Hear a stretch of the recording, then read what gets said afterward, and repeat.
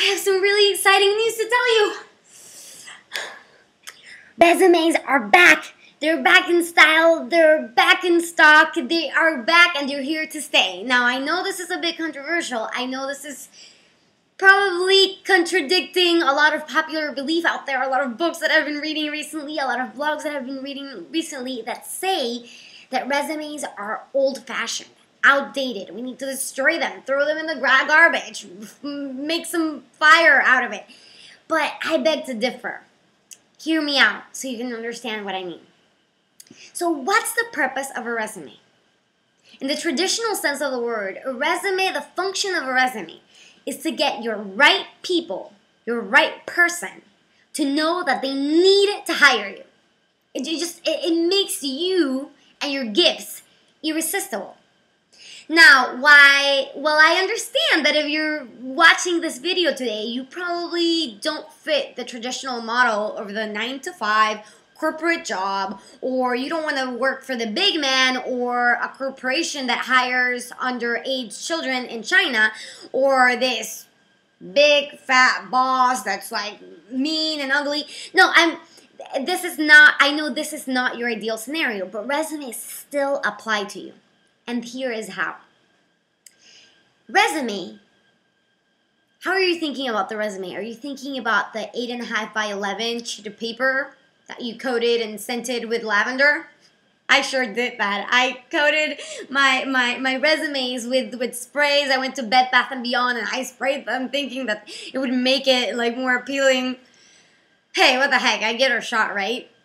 And then, so in today's age, what does a resume mean? The resume that I'm talking about has a different shape, has a different size, has a different format. It's your website. Your website, your blog, your e-commerce website. Those are your resumes to success. I'll give you an example that perfectly illustrates what I mean. So when I was little, and here's a confession, I wanted to be a TV star.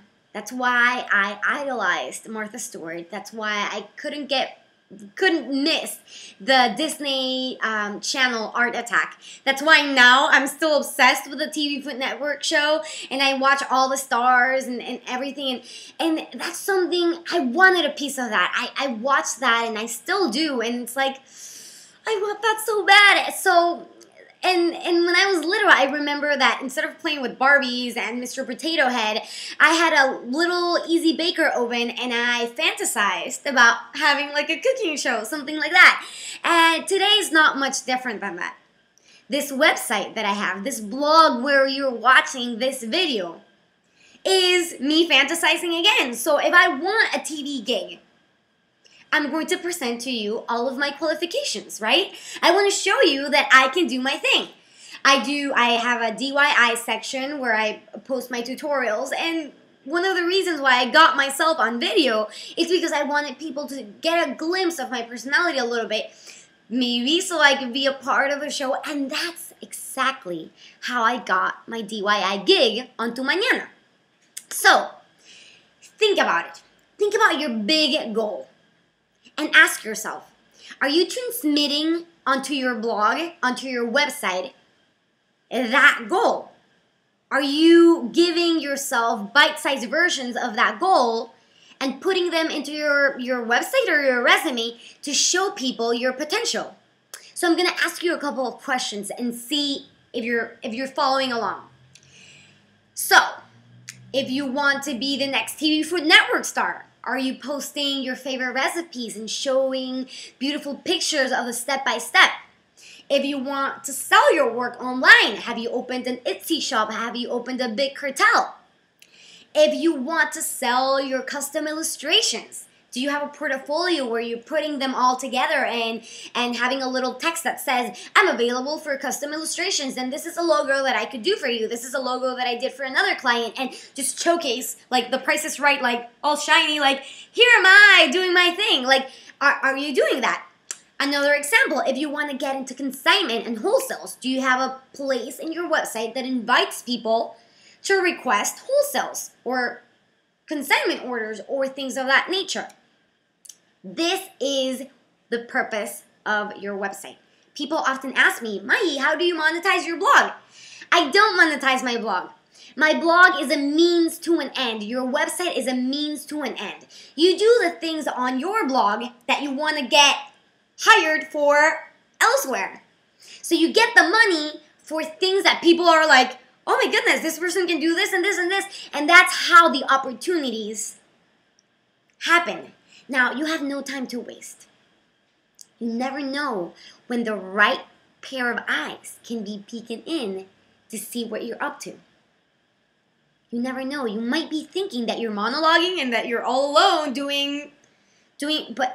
but you never know when someone's going to step in and give you that opportunity that you've been waiting for. And these grand opportunities don't come often. So don't be caught off guard. Be ready. Take action now. For today, I have some homework for you. It comes in three steps. The first one is I want you to close your eyes. Close your eyes, no peeking. I want you to close your eyes and fantasize again that super, super big, huge dream that you have and you can't seem to get off your head. Now open your eyes. Write it down. Write it down in a Post-it note. Write it down in a piece of paper. Write it down so you can look at it every single day and remind yourself of your north. Pin it to your bulletin board. Do whatever you need. Put it right next to your nightstand. Do whatever you need to look at that goal every day. That's the first step. The second step is that you have to break that big goal down into 5 actionable, bite-sized or petite-sized tasks. 5 at a time, no more than 5. These tasks have to be able to be accomplished. Well, my grandmother got a little stuck. They need to be accomplished in 24 hours. I'll give you some examples of things that you can tackle in 24 hours. You can make your first video. You can post one Etsy listing. You can hit publish on an article that you've been meaning to write or meaning to just perfect. Hit publish. You are ready. You could make that call that it's nerve-wracking and it's giving you goosebumps. Make that call now. Maybe you can write a blogger that you're just craving to write for. Make the pitch. Make these things 24 hours. Again, bite-sized tasks.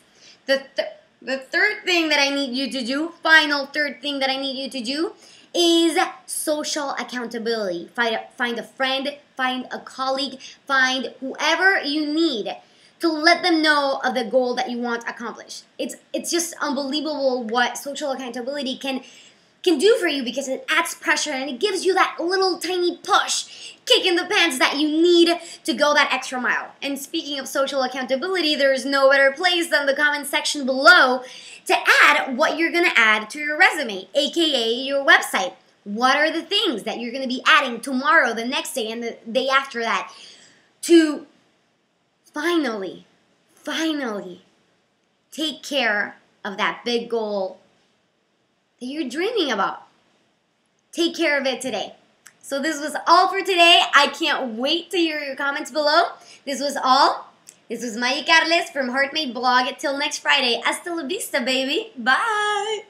I am the resume police, and you have to take care of your resume and do your thing and rock it out and shine and add your products and add your listings and make your goal come true. God damn it. Was I credible as a resume police?